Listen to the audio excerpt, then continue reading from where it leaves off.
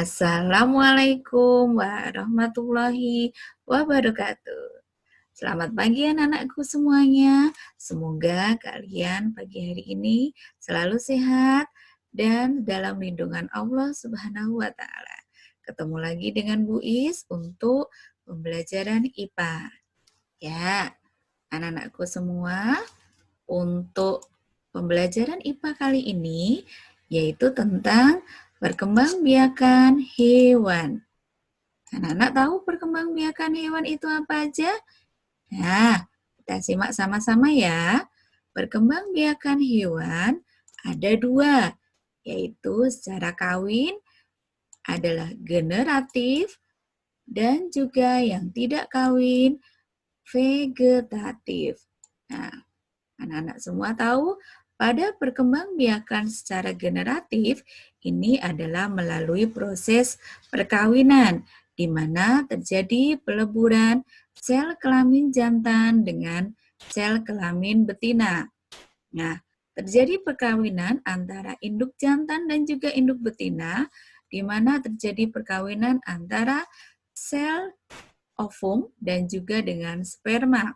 Nah, untuk perkembangbiakan secara generatif, ini melalui proses pembuahan, di mana perkembangbiakan generatif ini pembuahannya ada dua, yaitu satu, pembuahan secara eksternal dan juga pembuahan secara internal. Kalian tahu apa itu pembuahan secara internal dan juga eksternal? Nah, untuk pembuahan secara internal, itu pembuahan yang terjadi di dalam induk betina. Contohnya apa saja? Contohnya hewan reptilia, hewan melata, hewan aves atau burung, dan juga hewan menyusui atau mamalia. Untuk pembuahan secara eksternal, ini pembuahan yang terjadi di luar tubuh induk betina. Contohnya pada ikan dan juga katak. Untuk perkembangbiakan secara generatif, kalau dilihat dari cara berkembang biaknya ada tiga, yaitu satu, secara ovipar atau bertelur, yang kedua secara vivipar atau melahirkan, dan yang ketiga yaitu secara ovovivipar atau bertelur dan juga melahirkan. Kita akan membahasnya satu demi satu. Untuk perkembangbiakan secara ovipar atau bertelur, ini sel telur yang dihasilkan oleh hewan betina dibuahi oleh sperma di hewan jantan. Pembuahan ini akan menghasilkan zigot. Zigot ini akan tumbuh dan juga berkembang menjadi embrio sehingga terbentuk sebuah individu baru yang terjadi di luar tubuh induknya. Bagaimana ciri-cirinya? Satu, bertelur. Kedua, pembuahan dilakukan secara internal ataupun juga dengan eksternal. Contohnya pada ayam, angsa, katak, platypus, bisa kita lihat pada tanda panahnya, hewan platypus ini adalah hewan mamalia, tetapi dia berkembang biak secara ovipar. Selanjutnya, yaitu yang berkembang biak dengan vivipar atau melahirkan. Bagaimana ciri-cirinya? Satu, memiliki kelenjar susu. Yang kedua, memiliki daun telinga. Yang ketiga, tubuhnya ditutupi dengan bulu ataupun rambut. Yang keempat, pada umumnya, hewan ini menyusui atau tergolong mamalia. Dan yang kelima, keturunannya berkembang di dalam tubuh sang induk sebelum dilahirkan. Contohnya pada rusa atau menjangan, yang kedua pada kuda, yang ketiga pada kelelawar, dan yang keempat pada hewan jerapah. Pada perkembangbiakan secara vivipar ini, proses pembuahannya terjadi di dalam tubuh induk betina atau pembuahan secara internal. Nah, ovumnya yang telah dibuai oleh sperma ini terbentuk zigot yang tumbuh menjadi embrio dan berkembang di dalam rahim tubuh induknya. Anak-anak jelas? Kita lanjutkan dengan perkembangbiakan hewan secara ovovivipar atau bertelur dan juga melahirkan. Apa itu ovovivipar? Salah satu cara berkembang biaknya hewan tersebut dengan cara bertelur dan juga melahirkan atau beranak, di mana embrionya berkembang di dalam telur dan telurnya tetap berada di dalam tubuh induknya sampai di mana telur itu menetas. Setelah telur itu menetas, individu baru tersebut keluar dari tubuh induknya dengan cara dilahirkan. Contohnya adalah pada ular buah, kadal, ikan pari, kemudian pada paus ataupun lumba-lumba, dan juga pada kuda laut. Yuk, kita akan melihat bagaimana salah satu hewan tersebut, yaitu contohkan kuda laut, bagaimana dia berkembang biak secara ovovivipar, di mana dia bisa bertelur dan juga melahirkan. Ini kita lihat videonya. Ini adalah kuda laut, bagaimana dia bisa bertelur di dalam tubuh induknya. Nanti kita lihat proses perkembangbiakannya ya.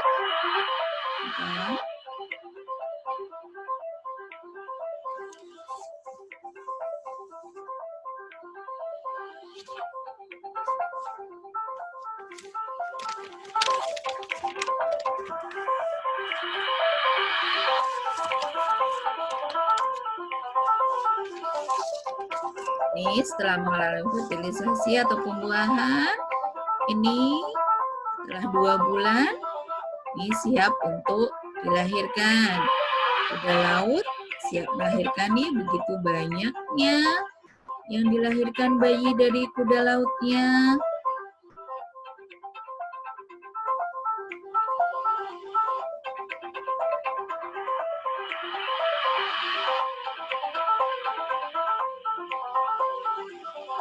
Nah, anak-anak sudah tahu ya bagaimana perkembangbiakan secara generatif tadi. Ada 3, anak-anak sudah paham? Oke, untuk tugasnya nanti anak-anak coba cari contoh hewan lainnya yang termasuk ke dalam 3 golongan hewan tadi, yaitu yang bisa berkembang biak dengan ovipar, vivipar, dan juga ovovivipar. Siap ya, Nak? Selanjutnya, yaitu perkembangbiakan hewan secara vegetatif. Apa itu perkembangbiakan secara vegetatif? Vegetatif itu adalah tanpa melalui perkawinan. Di sini ada 4, yaitu 1, secara fragmentasi, yang kedua tunas, ketiga membelah diri, dan yang keempat adalah partenogenesis. Kita akan menyimak, kita akan mempelajarinya satu demi satu. Siap ya? Untuk fragmentasi, dengan cara fragmentasi ini perkembangbiakan hewannya melalui pemotongan bagian tubuh induknya. Nah, potongan tubuh dari hewan tersebut inilah yang bisa menjadi individu baru. Contohnya pada cacing planaria ataupun cacing pipih. Yang kedua yaitu dengan tunas. Nah, untuk perkembangbiakan dengan tunas bisa kita lihat di dalam gambarnya bahwa pada tunas tubuh induknya akan tumbuh tunas yang mirip sekali dengan induknya. Kemudian setelah tumbuh tunas, inilah yang akan memisahkan diri menjadi individu baru. Nah, ini bisa kita lihat ya di dalam gambarnya. Contohnya adalah pada hewan hidra. Yang ketiga, dengan cara membelah diri, itu adalah hewannya amoeba. Bisa kita lihat di situ, di dalam gambar, dan juga paramecium. Dan yang keempat, cara partenogenesis. Apa itu partenogenesis? Partenogenesis ini adalah perkembangbiakan secara vegetatif alami di mana induk betina memproduksi sel telur namun tanpa adanya proses pembuahan dari induk jantan. Nah, pada partenogenesis ini embrio pada sel telur itu tanpa dibuahi oleh induk jantannya. Terjadi hanya pada saat kondisi tertentu. Kondisi tertentu itu adalah ketika pada hewan betina tidak menemukan pasangannya dalam jangka waktu yang sangat lama, sehingga hewan tersebut berkembang biak dengan partenogenesis. Contohnya adalah pada komodo, lebah, dan juga kutu daun. Nah, anak-anak sudah paham semuanya perkembangbiakan hewan secara generatif dan juga vegetatif? Kalau sudah jelas, Bu Is cukupkan sekian. Terima kasih atas segala perhatiannya. Kita ketemu lagi pada pertemuan yang akan datang. Terima kasih. Assalamualaikum warahmatullahi wabarakatuh.